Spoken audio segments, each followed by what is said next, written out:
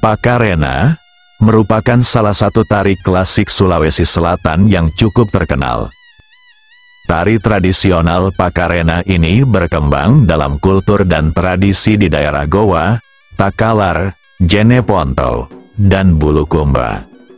Gerakan tari Pakarena tercipta dari gerakan-gerakan putri hayangan yang turun ke bumi.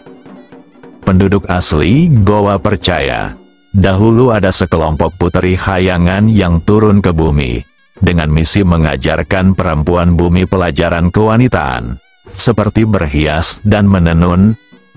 Kedua pelajaran tersebut, misalnya, tampak jelas dalam gerakan tari Pakarena yang disebut dengan Sanrobeja dan Angani.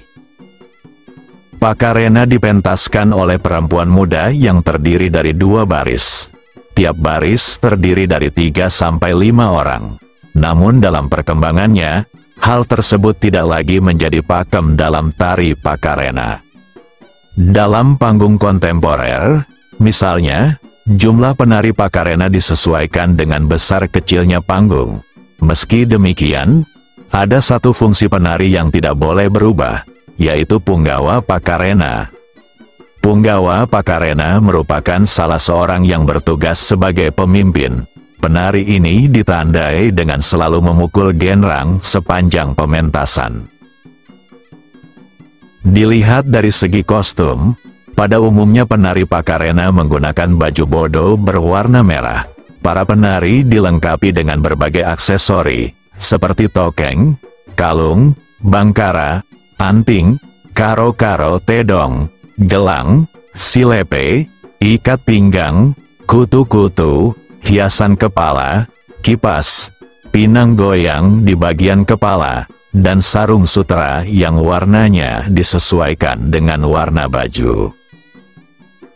Dahulu, terdapat peraturan menyangkut warna baju penari Pakarena. Warna baju bodo merah hanya dikenakan oleh kaum bangsawan, sedangkan untuk kalangan di luar istana mengenakan warna hijau. Tetapi kini, penari Pakarena bebas menentukan warna baju bodo yang akan digunakan. Tari Pakarena diiringi musik dinamis dan menghentak, yang bersumber dari suara gendang atau gentang atau genrang. Selain itu, terdapat alunan alat musik tradisional lain seperti suara pui-pui dan sia-sia. Pui-pui merupakan alat musik yang terbuat dari kayu jati.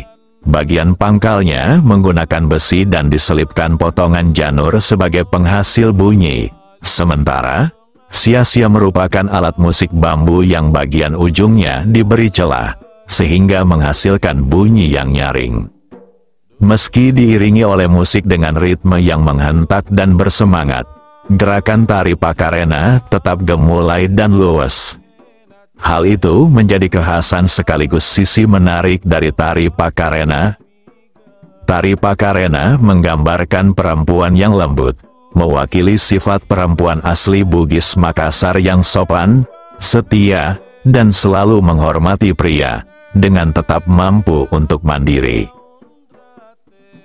Berikut cuplikan tari Pakarena, yang dipentaskan di Goa, pada zaman Belanda tahun 1931, yang diterbitkan Kolonial Instituut te Amsterdam, Belanda.